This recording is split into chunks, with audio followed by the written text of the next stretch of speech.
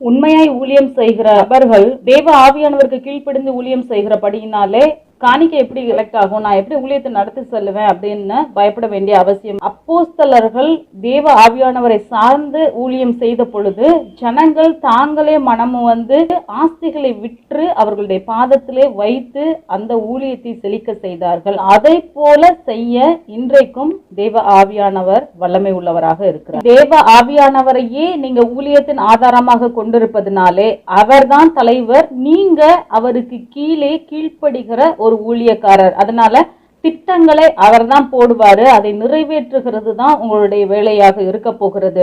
உங்க ஊழியத்திலே எந்த ஒரு காரியத்தையும் நீங்கள் திட்டமிட முடியாது, எல்லாத்தையும் தேவ ஆவியானவர் தான் செய்ய போகிறார். அதனால நீங்க அதற்குரிய செலவுகளையோ அது எப்படி நடக்க போகிறது அப்படிங்கிறதையோ பற்றி கவலைப்பட வேண்டியதில்லை. அவரே தலைவர், அவர் நடத்தி செல்ல போகிறார்.